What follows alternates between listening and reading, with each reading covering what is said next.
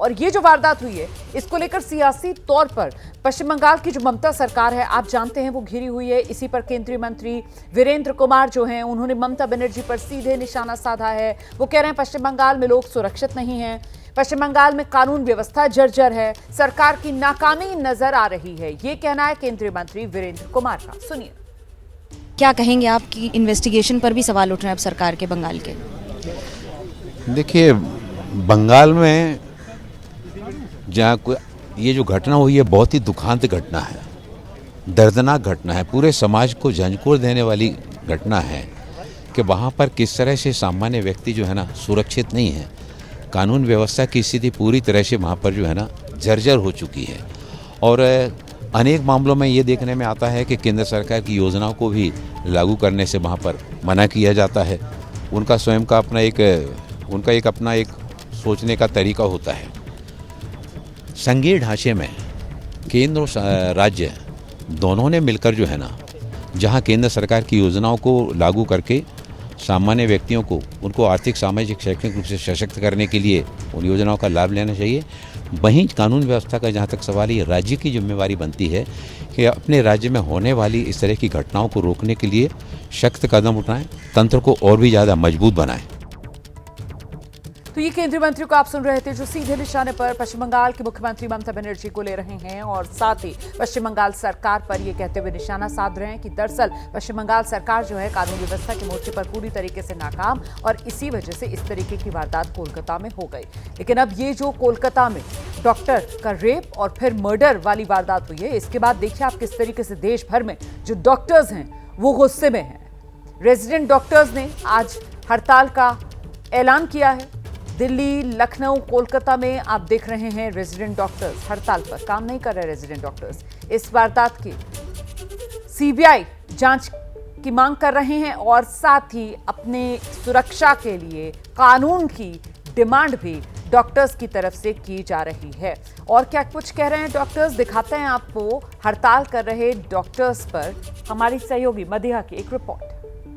कोलकाता में RG Kar medical college में हत्या का मामला महिला डॉक्टर के साथ, जिसको लेकर देश भर में अब प्रोटेस्ट जो है वो किया जा रहा है। ये प्रोटेस्ट दिल्ली के बड़े अस्पतालों में हो रहा है, देश भर के बड़े अस्पतालों में हो रहा है और ये प्रोटेस्ट कर रहे हैं रेसिडेंट डॉक्टर्स, क्योंकि जिस तरह से कलकत्ता में महिला रेसिडेंट डॉक्टर की हत्या हो जाती है उसको लेकर गुस्सा है, आक्रोश है डॉक्टर्स के बीच और उसी को लेकर पिछले 2 दिनों में कई जगह कैंडल मार्च हुए, धरने प्रदर्शन हुए, लेकिन आज से सभी रेसिडेंट डॉक्टर्स ने स्ट्राइक पर जाने का फैसला किया है। और ये तस्वीरें जो हम आपको दिखा रहे हैं दिल्ली के आरएमएल अस्पताल से है।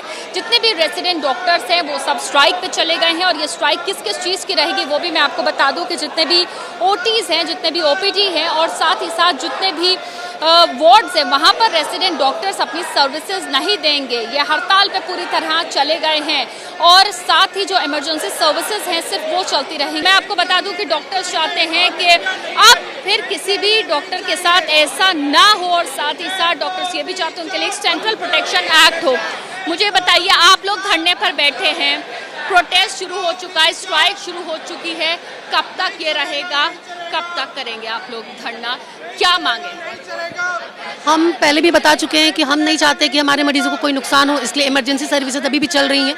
तो हमारी जो 3 मांगे हैं कि जो सीबीआई फास्ट ट्रैक कोर्ट में इस मामले की जांच और जो भी दोषी है, क्योंकि ये गैंग रेप का मामला है, जिनको गिरफ्तार किया गया वो असल में एक बलि का बकरा है, जो असली दोषी वो घूम रहे हैं, उनको गिरफ्तार किया जाए, उनको सख्त कड़ी सजा दी जाए, हैंग टिल डेथ किया जाए। दूसरी मांग ये है कि आरजीकर अथॉरिटीज उनको परमानेंटली हटाया जाए। तीसरी मांग ये है कि सेंट्रल प्रोटेक्शन एक्ट जो है वो लागू किया जाए, तुरंत लागू किया जाए। सीसीटीवी फुटेजेस हो, बाउंसर्स हो हॉस्पिटल में हमारी सुरक्षा के लिए, ताकि हम सेफ फील कर सकें। जब तक ये मांगे पूरी नहीं होगी तब तक हम उठने वाले नहीं हैं, इसके लिए हम वेरी सॉरी हैं, लेकिन हम इसीलिए इमरजेंसी सर्विसेज को हम चलने दे रहे हैं। बट हम क्या करें, अगर हम खुद सेफ नहीं है तो हम दूसरों को सेफ्टी कैसे दें? अस्पताल में एक बहुत बड़ा प्रोटोकॉल होता है सेफ्टी सिक्योरिटी गार्ड्स का। हम जब भी अस्पताल के अंदर आते हैं तो देखते हैं बहुत सारे सिक्योरिटी गार्ड्स होते हैं, अलग अलग डिपार्टमेंट के बाहर लगे होते हैं। क्या वो इनफ नहीं है? क्यों डॉक्टर्स जो है वो ये चाहते हैं कि उनके लिए जो सेफ्टी और सिक्योरिटी के लिए एक दायरा बड़ा किया जाए सिक्योरिटी? नहीं मैम, मुझे लगता है इनफ होता तो इस तरह की दुर्घटना नहीं होती। मैं भारत सरकार से और बंगाल की गवर्नमेंट से यही अनुरोध करूंगा कि जल्द से जल्द सेंट्रल प्रोटेक्शन एक्ट को लागू किया जाए और इंसाफ मिले। हम लोग आज पूरे देश में मतलब ऑल इंडिया स्ट्राइक चल रही है डॉक्टरों की, इसलिए क्योंकि हम लोग इंसाफ चाहते हैं, हम लोग जस्टिस चाहते हैं।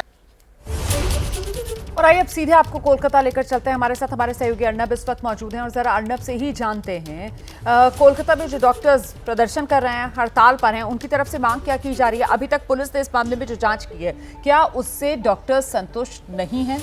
अर्नब, देखिए, आरजीकर में जो इंसिडेंट हुआ उसे लेकर अभी तक आंदोलन जारी है। इधर हम लोग मौजूद है अभी मेडिकल कॉलेज में। सिर्फ मेडिकल कॉलेज नहीं, इधर नेशनल मेडिकल कॉलेज, आरजीकर, सभी जगह जो रेसिडेंट डॉक्टर है, जो जूनियर डॉक्टर है, वो लोग आंदोलन में शामिल है और उसका प्रभाव भी इसका हेल्थ सिस्टम के ऊपर पड़ रहा है, क्योंकि मरीजों ने इस जो डॉक्टर का आंदोलन चल रहा है इसके वजह से मरीजों को भी भुगतना पड़ रहा है। और कुछ देर पहले इधर मरीज के फैमिली लोग आके विक्षोभ भी प्रदर्शन किया। डॉक्टर का जो मंच बनाया है जूनियर डॉक्टर लोग, उसके सामने मरीज का फैमिली आकर विक्षोभ प्रदर्शन भी किया। उसके बाद एमएसवीपी जो है मेडिकल कॉलेज का एमएसवीपी आने के बाद उन्होंने डिक्लेयर किया कि सभी डिपार्टमेंट चालू है। सीनियर डॉक्टर लोग देख रहे हैं, किंतु जूनियर डॉक्टर लोग जो है वो लोग अभी तक आंदोलन जारी रखे हैं। और ऑलरेडी हम लोग जैसे जानकारी मिला है कि अध्यक्ष आरजीकर का रिजाइन कर दिया है, लेकिन इन लोगों का कहना है कि टोटल रिजाइन चाहिए। जो प्रेस कॉन्फ्रेंस करके जो रिजाइन दिया है उससे नहीं चलेगा, टोटल रिजाइन करना है, क्योंकि रिजाइन करने के 2 महीने का नोटिस देना पड़ता है। तो वो अगर आज रिजाइन किया है तो पहले 2 महीने का उनका जो सैलरी है बहुत वो शुक्रिया देना अर्नब आपका पड़ेगा। इस तमाम जानकारी के लिए। तो कुल मिलाकर जो रेजिडेंट डॉक्टर्स हैं वो खासे गुस्से में फिलहाल नजर आ रहे हैं।